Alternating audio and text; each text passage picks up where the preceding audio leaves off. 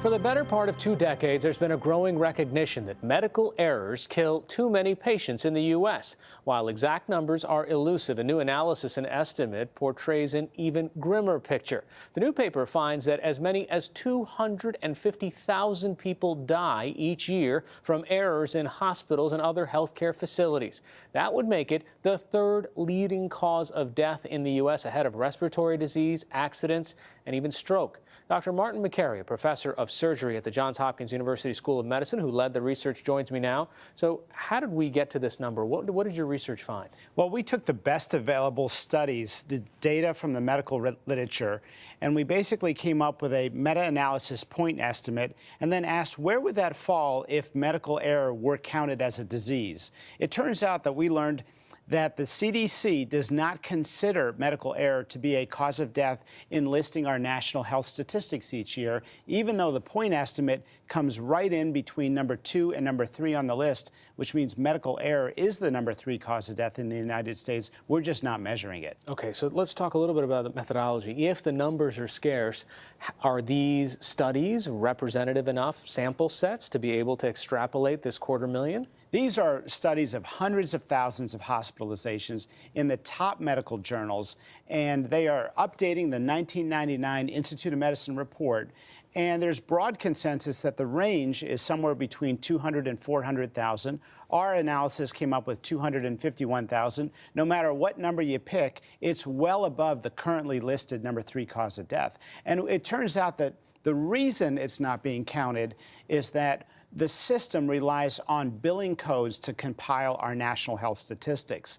But people don't always die of a billing code. They can die from diagnostic errors, fragmented care, preventable complications. These are not things that are captured in national health statistics. That list of most common causes of death in the United States, that list is a big deal.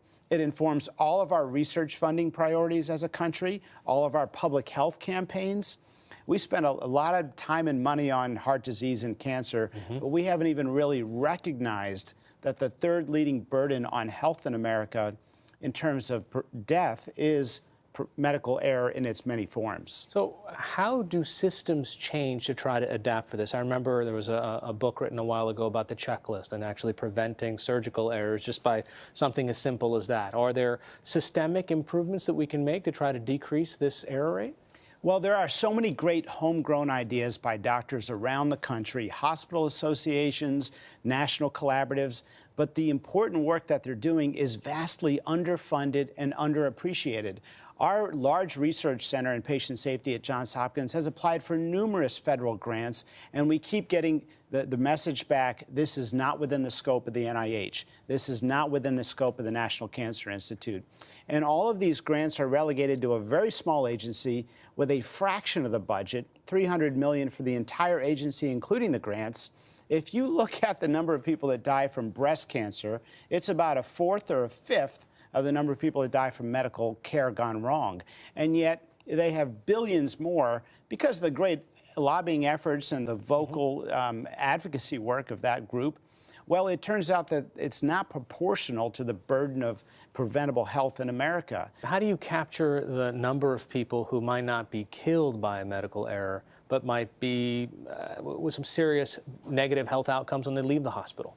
Well, studies even in the New England Journal of Medicine show that as many as 1 in 4 patients in the hospital will have some medical error that they experience, almost always non-consequential.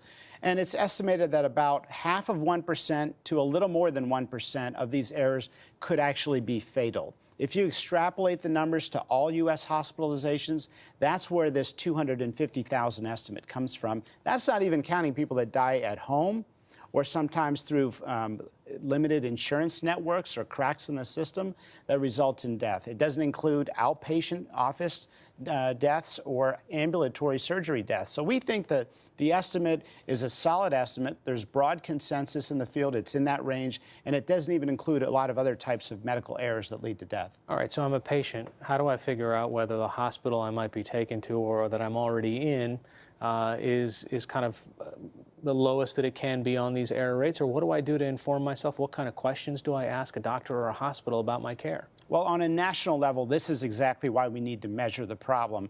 On a bedside level, you should always go into your office visit or your hospitalization with a loved one or family member. They're an important safety net. And certainly patients that we see that come in with that support system are often critical in coordinating care. Also, ask about a second opinion. If you're going to have something major like an operation or start a medication, sometimes it's worth getting a second opinion because about 20% of second opinions are different than the first opinion. So it's good to know all the treatment options, be well read, and come in with a loved one. All right, Dr. Martin Makary of Johns Hopkins, thanks so much. Great to be with you.